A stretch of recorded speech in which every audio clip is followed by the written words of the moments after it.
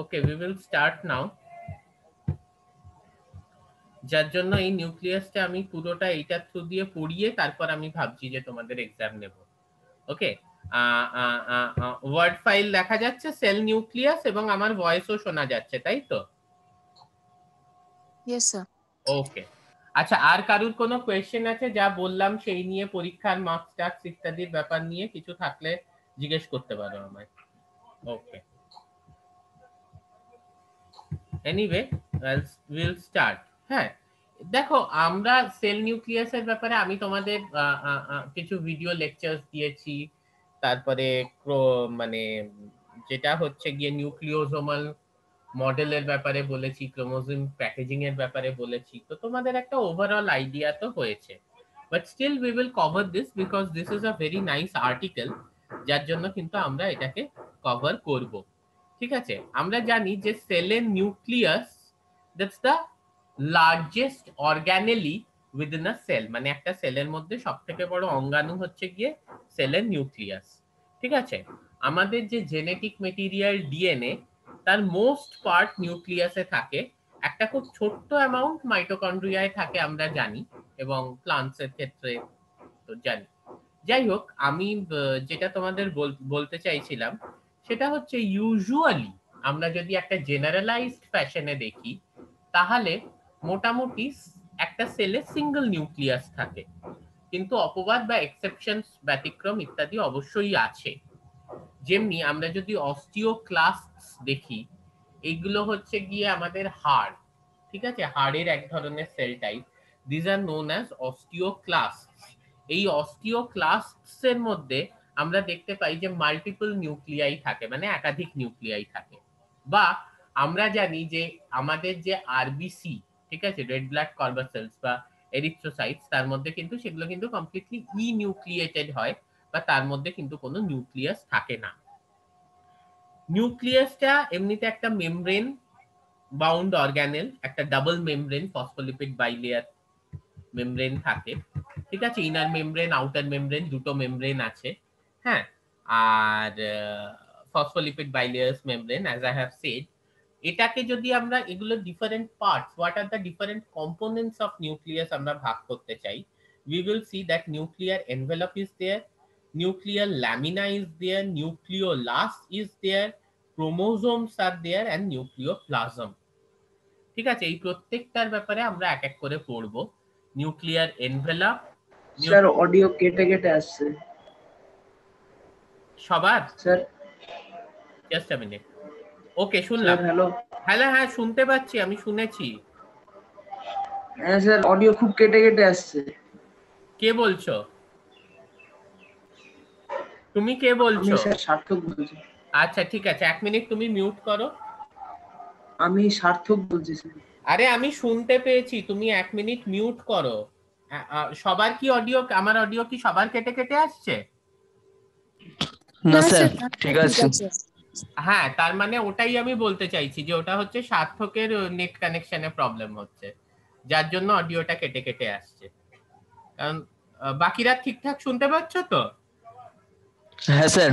কারণ অডিও কেটে আসলে এই জন্যই সমস্যা হবে যে রেকর্ডিংটা পাবে তাতেও কাটা কাটা থাকবে। আর কোনো একজনের কাছে যদি কেটে কেটে আসে, ইটস নট আ প্রবলেম, কারণ সেক্ষেত্রে তো রেকর্ডিংটা সে শুনতে পাবে উইথ পারফেক্ট অডিও। আচ্ছা সার্থক, so that's the problem actually. ঠিক আছে, যে তোমার নেটের বোধহয় একটু সমস্যা হচ্ছে, তুমি এমন কোথাও মুভ করে যাও যেখানে ফোনটা নিয়ে, যেখানে নেট কানেকশনটা একটু বেটার হবে। ওকে, সো আমাদের nuclear envelope, nuclear lamina, nucleolus, chromosomes এবং নিউক্লিওপ্লাজম, এই পাঁচটি জিনিস মেইনলি দিস কম্পোজেস দ্য নিউক্লিয়াস। এছাড়াও নিউক্লিওপোর ইত্যাদি আছে, which is a part of your nuclear envelope. We'll see. যদি আমি মেন ফাংশনস দেখতে চাই নিউক্লিওলাসে, এই নিউক্লিয়াসে, তাহলে main functions of the nucleus কি কি হবে? না, একটা হচ্ছে গিয়ে তোমার জেনেটিক ইনফরমেশন, যেটা একটা সেল থেকে আরেকটা, একটা সেল তার অপত্য কোষে মানে ডটার সেলে পাস অন হচ্ছে, সেই পুরো ব্যাপারটা কিন্তু কন্ট্রোল করছে গিয়ে হচ্ছে এই নিউক্লিয়াস। ঠিক আছে, এবং বিভিন্ন প্রোটিন এবং এনজাইমস যেগুলো সংশ্লেষ হচ্ছে, হ্যাঁ, that is also controlled by the nucleus. As we know, the gene expression itself is controlled by the nucleus. That therefore this protein synthesis and enzyme synthesis are controlled by the nucleus. Cell growth, cell division, কোষ বিভাজন কিভাবে হবে না হবে, কখন হবে না হবে, এই কোন সময় হবে, কিভাবে হবে, কোন ধরনের কোষে হবে, কি রেটে হবে, এই পুরোটাই কিন্তু নিউক্লিয়াসের যে জিন এক্সপ্রেশন সেটার ম্যানিফেস্টেশন কি? জিন এক্সপ্রেশনের ম্যানিফেস্টেশন হচ্ছে প্রোটিন সিনথেসিস। ঠিক আছে, সেটা এই যে জিন এক্সপ্রেশন যার ম্যানিফেস্টেশন হচ্ছে প্রোটিন সিনথেসিস, এটার দ্বারা কিন্তু নির্ধারিত হয়। ওকে, তো এছাড়াও কি আমরা জানি যে নিউক্লিয়াসের মধ্যে আমাদের ডিএনএ আছে, উইদিন দ্য ক্রোমোজোম যে আরএনএ সিনথেসিস হয় সেগুলো ইনিশিয়ালি নিউক্লিয়াসে সিনথেসিস হয়, এবং এরকমও অনেক আরএনএ আছে যে আরএনএ গুলো নিউক্লিয়াসেই থাকে। ঠিক আছে, রাইবোজোম যে সিনথেসিসের ব্যাপারটা, that is also being guided by the nucleus only. ঠিক আছে, অ্যান্ড সব থেকে ইম্পর্টেন্ট যেটা আমি বলছিলাম যে জিন এক্সপ্রেশনটা যে কন্ট্রোল হওয়া, সেই ব্যাপারটাই এখানে লেখা আছে যে regulation of the transcription of the mRNA to protein. MRNA থেকে প্রোটিনের যে ট্রান্সক্রিপশনের ব্যাপারটা, that is being regulated by the nucleus. Also production of ribosomes, এই যে রাইবোজোম বায়োজেনেসিস, রাইবোজোম যে প্রোডাকশন, সেটাতেও কিন্তু নিউক্লিয়াস কি রোল প্লে করে। Okay, as many of you have written. আচ্ছা, এরপর যেটা বলছি যে এটা যেটা আমি বলছিলাম যে এটা কিন্তু অনেকটাই বড়, মানে প্রায় 5 থেকে 10 মাইক্রোমিটার সাইজের একটা organelle, definitely largest organelle in the cell. এবার আমরা জানি যে ইউক্যারিওটিক কোষের মধ্যে নিউক্লিয়াস থাকে। ওকে, ইউক্যারিওটিক কোষের মধ্যে নিউক্লিয়াস থাকে। আমরা যদি সেই অনুপাতে বিচার করতে যাই, আমরা দেখব যে একটা ইউক্যারিওটিক কোষের, আবার বলছি সেই অনুপাতে যদি বিচার করতে যাই, এটা একটু রেশিও বা একটা কম্পারেটিভ তুমি অ্যানালিসিস বলতে পারো। সেটা হচ্ছে যে একটি ইউক্যারিওটিক কোষের নিউক্লিয়াস কিন্তু একটি প্রোক্যারিওটিক বা ব্যাকটেরিয়াল কোষের থেকে বড় হয়। আমি আবার রিপিট করছি, একটি ইউক্যারিওটিক কোষের নিউক্লিয়াস কিন্তু একটি প্রোক্যারিওটিক বা ব্যাকটেরিয়াল কোষের থেকে বড় হয়, এটা কিন্তু দেখা যায়। এবং এগুলো বিভিন্ন মাল্টিসেলুলার অর্গানিজমে বিভিন্ন সাইজের হয়। আবার যদি তুমি সব থেকে ছোট নিউক্লিয়াস দেখো, সেগুলো ইস্ট সেলের মধ্যে পাওয়া যায়, যেগুলো মোটামুটি 1 মাইক্রোমিটার ডায়ামিটারে হয়।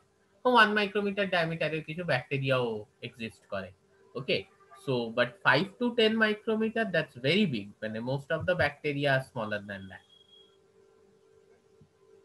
ঠিক আছে, এইখানে আমরা একটা হিস্টোলজিক্যালি স্টেন্ড স্লাইড দেখব।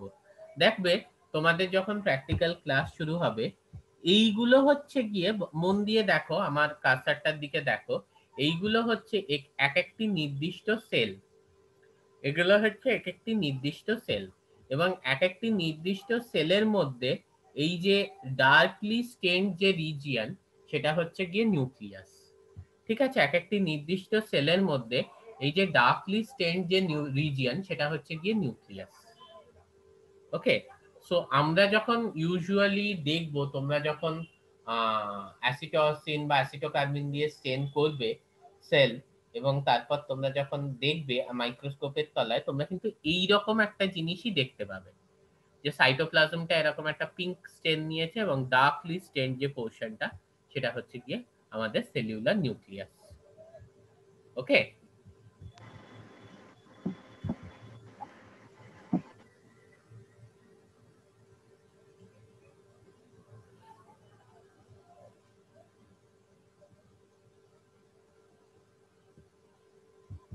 ইউজুয়ালি দেখা যায় যে আমাদের নিউক্লিয়াসটা অবলং বা স্ফেরিক্যাল শেপের হয়। ঠিক আছে, মানে বর্তুলাকার ম্যাক্সিমাম নিউক্লিয়াসের শেপটা দেখা যায়। ঠিক আছে, আচ্ছা, যেটা বলছিলাম যে অনেক যদি সেলে মাল্টিপল নিউক্লিয়াস থাকে, অস্টিওক্লাস্টের যেটা কথা বললাম, মাল্টি নিউক্লিয়েটেড সেল থাকে, এটা দু কারণে হতে পারে। একটা হচ্ছে যে karyokinesis not followed by cytokinesis, মানে ক্যারিওকাইনেসিস হচ্ছে কিন্তু সাইটোকাইনেসিস ফলো করছে না, মানে নিউক্লিয়ার ডিভিশন হচ্ছে but that is not followed by the cytoplasmic division. The nuclear division is taking place, not followed by the cytoplasmic division. So that's one thing যে যার জন্য মাল্টিনিউক্লিয়েশন হচ্ছে। আর কি হতে পারে, যে ডিফারেন্ট সেলস একসাথে ফিউজ করে যাচ্ছে। এটা আমরা মাসল সেলস এর ক্ষেত্রে দেখতে পারি। আমাদের যে মাসল, সে মাসল সেলস এর ক্ষেত্রে এই জিনিসটা দেখা যায় যে ডিফারেন্ট যে সেলস একসাথে ফিউজ করে যাচ্ছে কি একটা সিনসিশিয়াম। Syncytium is a mass of fused cell containing multiple nuclei, যার মধ্যে একাধিক নিউক্লিয়াই আছে।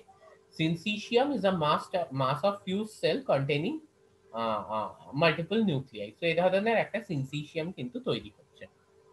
ওকে, তাহলে নেক্সট হচ্ছে গিয়ে যে আমরা যদি একটু ডিটেলসে যাই, নিউক্লিয়ার এনভেলাপ এটা কিন্তু একটা অসম্ভব ইম্পর্টেন্ট রোল। মানে এই যে নিউক্লিয়ার পর্দাটা, এটা কি করছে যে নিউক্লিয়ারের ভেতরের যে এনভায়রনমেন্টটা সেটাকে বাইরের এনভায়রনমেন্টের থেকে সৃষ্টি করছে, এই নিউক্লিয়ার এই সেপারেট করছে বাইরের এনভায়রনমেন্টের থেকে। ঠিক আছে, এই যে নিউক্লিয়ার পর্দা ঘেরা নিউক্লিয়াস, এটাকে আমরা খুব যদি জেনারেলাইজড ভাবে বলতে চাই, আমরা কিন্তু একটা প্রিমিটিভ সেল হিসেবেও বলতে পারি। কারণ আমাদের প্রিমিটিভ সেলের মধ্যে যা যা কম্পোনেন্ট ছিল, জেনেটিক মেটেরিয়াল ছিল, প্রোটিনস ছিল, আরএনএ ছিল, সারাউন্ডেড বাই আ মেমব্রেন, আমরা কিন্তু নিউক্লিয়াসকেও সেই সেম দরজা দিতে পারি। তার কারণ হচ্ছে যে আমাদের নিউক্লিয়াসেও কিন্তু আমরা সেই সেম কম্পোনেন্টস গুলো পেয়ে যাই। DNA as the genetic material, then RNA is there which can act as the a mediator of the genetic material as well as catalysts, and have several other functions as well. Then synthesis বা সংশ্লেষ ওখানে হচ্ছে, synthesis of ribosomes is taking place. Then we have these proteins within the nucleus functioning, transcription factors, very very important proteins, যারা কিন্তু তোমার কি রেটে জিন এক্সপ্রেশনটা হবে। আলটিমেটলি আমাদের সব বৈশিষ্ট্যই কিন্তু এর দ্বারাই কন্ট্রোলড হয় যে কি রেটে আমাদের জিন এক্সপ্রেশন হবে। তো transcription factor they have this very important role, তারা কিন্তু জিন এক্সপ্রেশনটাকে কন্ট্রোল করছে। ঠিক আছে, সো আমরা যদি একটা জিনিস দেখি যে আমাদের এই যে ডিফারেন্ট কম্পোনেন্টস গুলো আছে, হ্যাঁ, মানে সেগুলোকে nuclear envelope, lamina, nucleolus, chromosome, nucleoplasm, এরা সবই কিন্তু খুব কোঅর্ডিনেটেড ভাবে কাজ করে। হ্যাঁ, যার জন্য কিন্তু নিউক্লিয়াসের ফাংশন গুলো they are actually perfectly done. The functions of nucleus are perfectly done, কারণ এর ইন্ডিভিজুয়াল কম্পোনেন্টস গুলো সুন্দর কোঅর্ডিনেটেড ভাবে কাজ করে। ঠিক আছে, আর যদি আমরা আবার ফাংশনস গুলো দেখি, আমরা দেখব control of genetic information of the cell and hereditary characteristics of an organism, because ultimately আমাদের যে টোটাল হেরিডিটারি ক্যারেক্টারিস্টিক্স সেগুলো কিন্তু is a summation of the genetic gene expression within different cells of our body.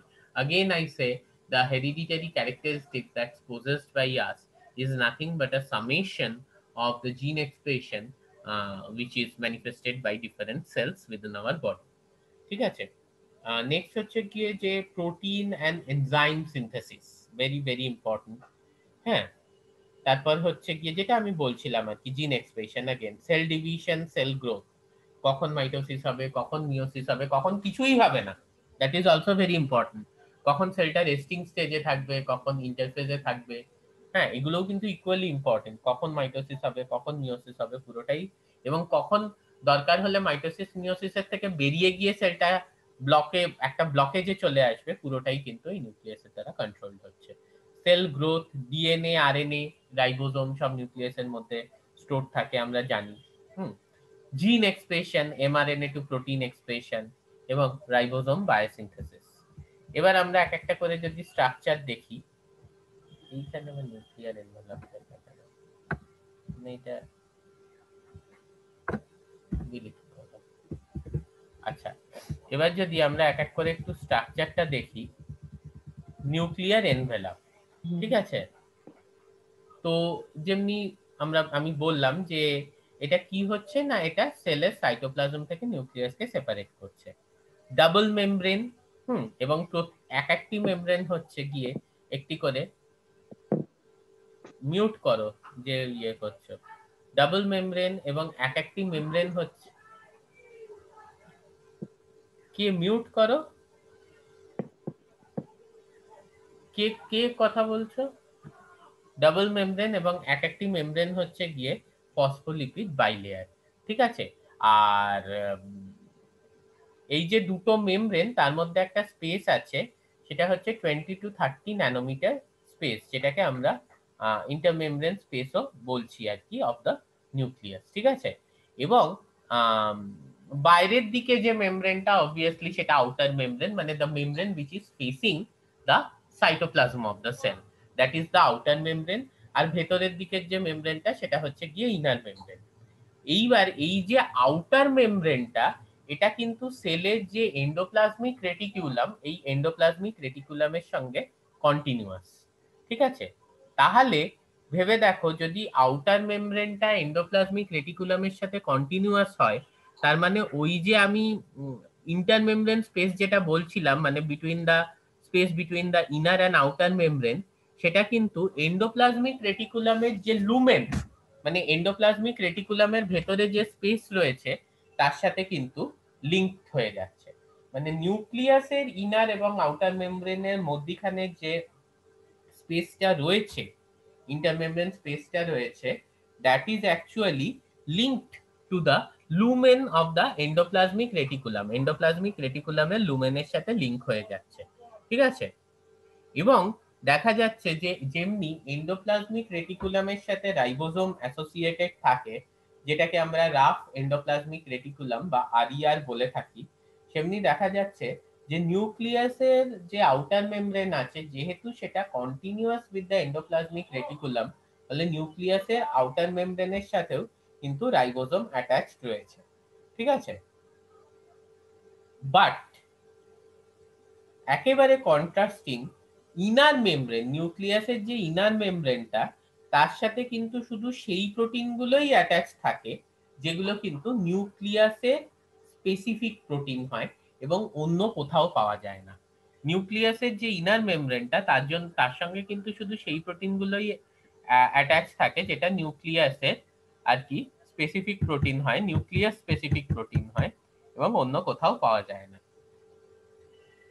Usually যেটা বললাম, এই যে স্পেসটা থাকে, এই ডাইমেনশনস গুলো একটু মনে রাখবে। এটা কিন্তু 20 থেকে 40 ন্যানোমিটারের স্পেস হয়।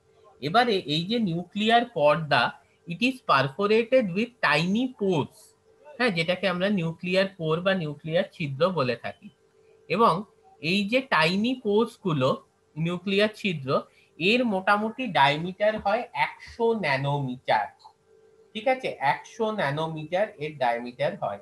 এই ডাইমেনশন গুলো কিন্তু মাথায় রাখা খুব ইম্পর্টেন্ট। 100 ন্যানোমিটার নিউক্লিয়ার ছিদ্রের ডায়ামিটার। ঠিক আছে। আবার বলছি, নিউক্লিয়ার পোর, যেটা নিউক্লিয়ার পর্দার মধ্যে পাওয়া যাচ্ছে বা নিউক্লিয়ার এনভেলপের মধ্যে পাওয়া যাচ্ছে, সেটার 100 ন্যানোমিটার ডায়ামিটার।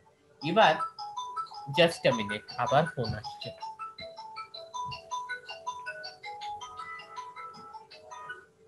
শ্রবণ, আমি ক্লাস নিয়ে কল করছি। হ্যাঁ, ক্লাসে আছি। হ্যাঁ।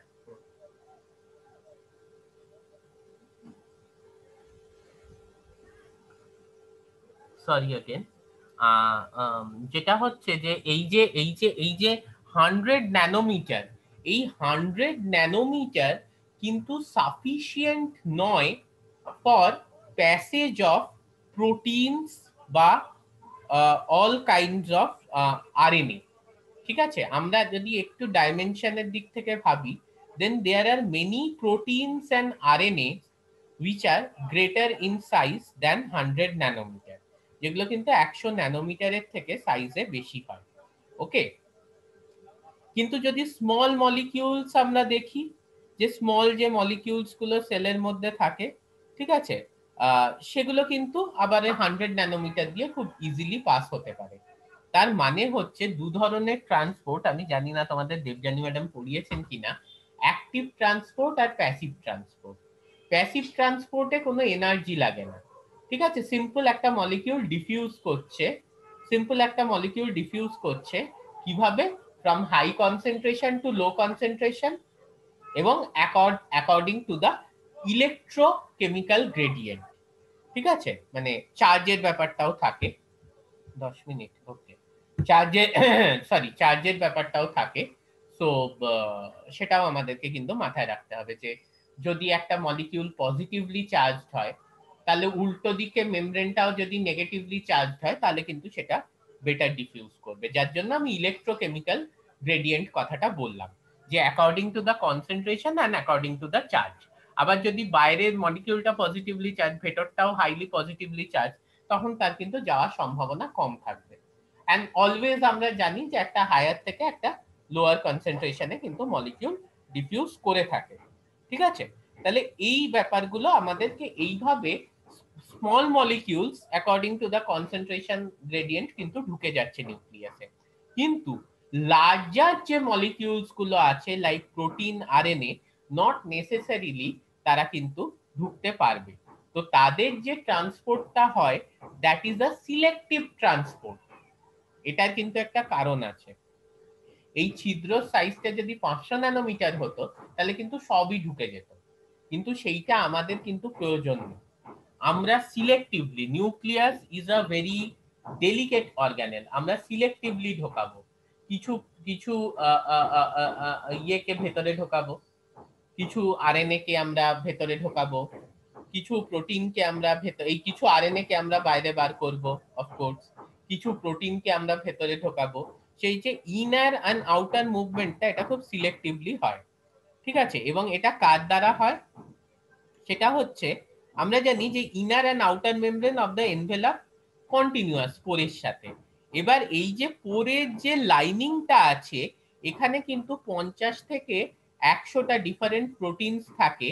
এই 50 থেকে 100টা ডিফারেন্ট প্রোটিন যেটা নিউক্লিয়ার পোরের কমপ্লেক্স লাইনিং এ থাকে সেটাকে আমরা বলে থাকি নিউক্লিয়ার পোর কমপ্লেক্স, ঠিক আছে। নিউক্লিয়ার পোর কমপ্লেক্স মানে নিউক্লিয়ার পোরের লাইনিং এ 50 থেকে 100টা এই ধরনের প্রোটিন আছে। এবং এই প্রোটিন গুলো কি করবে? এরা কিন্তু রেগুলেট করবে মুভমেন্ট। কার মুভমেন্ট? ম্যাক্রোমলিকিউলের মুভমেন্ট। ম্যাক্রোমলিকিউলের মুভমেন্ট কোথায় রেগুলেট করবে? Inside and outside of the nucleus. নিউক্লিয়াসের বাইরে এবং ভেতরে যে ম্যাক্রোমলিকিউলের মুভমেন্ট হবে সেটাকে কিন্তু ওরা রেগুলেট করবে। মানে কোন কোন প্রোটিন আর কি ধরো ভেতরে ঢুকছে, সে ট্রান্সক্রিপশন, রেপ্লিকেশন, এগুলোর জন্য যে এনজাইমস গুলো ভেতরে ঢুকছে, এন্ড সাবসিকুয়েন্টলি কি ধরনের আরএনএ বাইরে বেরোচ্ছে, এগুলোকে ইন অ্যান্ড আউটওয়ার্ড ট্রাফিক এটাকে কিন্তু পুরো রেগুলেট করে থাকে গিয়ে হচ্ছে এই ধরনের পোর। এবং এই যে ট্রান্সপোর্ট অফ মলিকিউল বা এই যে movement of molecule across the nuclear pore, এটাকে বলা হয় গিয়ে হচ্ছে নিউক্লিয়ার ট্রান্সপোর্ট। যেটা আমি বলছিলাম স্মল মলিকিউল কিন্তু খুব প্যাসিভলি মুভ করতে পারে, কিন্তু লার্জ মলিকিউল যেমনি কিছু আরএনএ, প্রোটিন, এরা কিন্তু ওই জায়গাটা দিয়ে খুব ছোট এদের মুভ করার জন্য, তাই অ্যাক্টিভলি এদের মুভমেন্ট করতে হয়। না হোয়াট ইজ অ্যাক্টিভ ট্রান্সপোর্ট এটা তো তোমরা পড়বেই আমাদের সেল বায়োলজি কোর্সে, বাট আমি ছোট্ট করে বলে দিচ্ছি প্যাসিভ ট্রান্সপোর্টটা হচ্ছিল গিয়ে diffusion according to the electrochemical gradient, concentration gradient. তাহলে এর জন্য আমার কোনো এনার্জি লাগছিল না, যেখান থেকে বেশি আছে সেখানে কমে চলে যাচ্ছিল according to the gradient, according to the charge. কিন্তু অ্যাক্টিভ ট্রান্সপোর্ট হচ্ছে এই ধরনের transport for which you need energy, you need energy of the ATP, ঠিক আছে।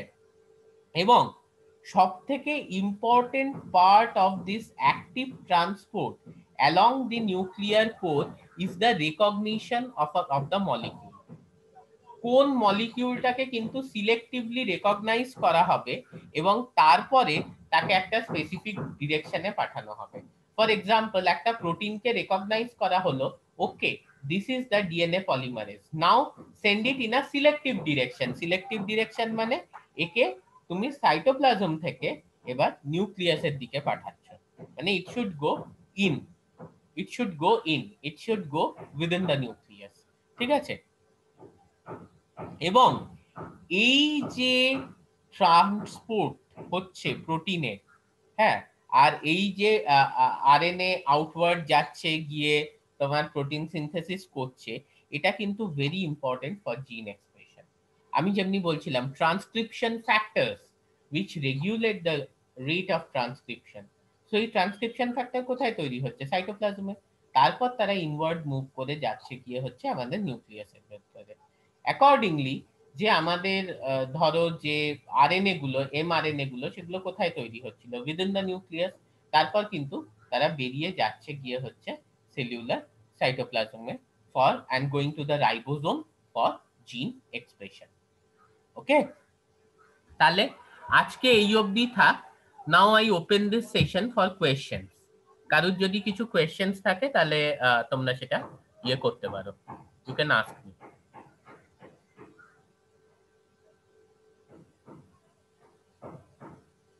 Any question? কারোর কোনো কোয়েশ্চেন নেই? তাহলে তো আর একটু স্যার, হ্যাঁ বলো উৎসাহ। স্যার ওই স্যাফোল্ড প্রোটিনটা কি? হ্যাঁ, বুঝতে পারিনি। স্যাফোল্ড প্রোটিন যেটা ওই কালকে যে মানে যে লেকচার দুটো আপনি আপলোড করেছিলেন ওখানে বলছিলেন ওই সলিনয়েড মডেলের ওখানে, ওই জায়গাটা একটু বুঝতে অসুবিধা হচ্ছিল। আচ্ছা আচ্ছা আচ্ছা, স্ক্যাফোল্ড। স্ক্যাফোল্ড মানে হ্যাঁ হচ্ছে, স্ক্যাফোল্ড মানে হচ্ছে গিয়ে তুমি মাছ খাও? হ্যাঁ স্যার। ছোট মাছ খাও? পুরো ছোট মাছ? হ্যাঁ হ্যাঁ হ্যাঁ। তাহলে ছোট মাছটা খেয়ে নেওয়ার পর কি জিনিসটা পড়ে থাকে? ছোট মাছ মানে ছোট মাছ মানে ধরো এই কাঁটা পড়ে থাকে। হ্যাঁ হ্যাঁ, কাটা পড়ে থাকে, মানে পুরো ব্যাকবোনটা পড়ে থাকে, তাই তো?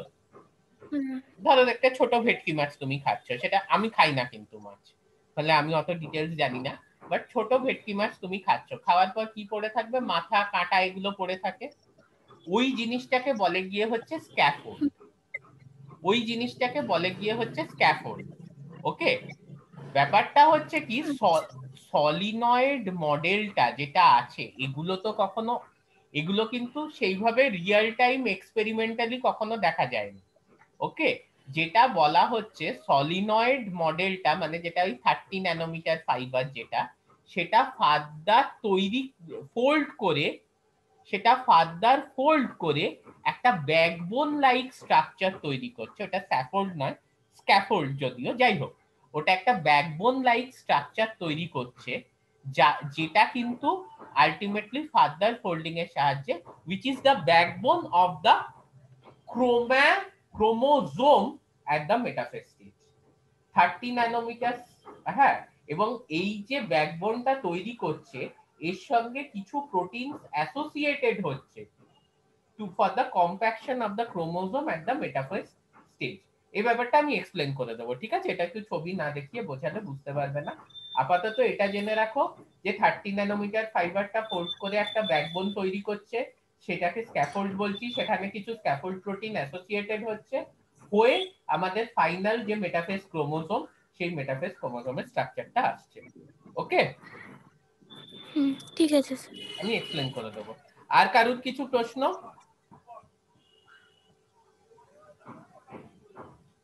আছে? কারুর কিছু প্রশ্ন? ওকে, না থাকলে উই স্টপ হিয়ার।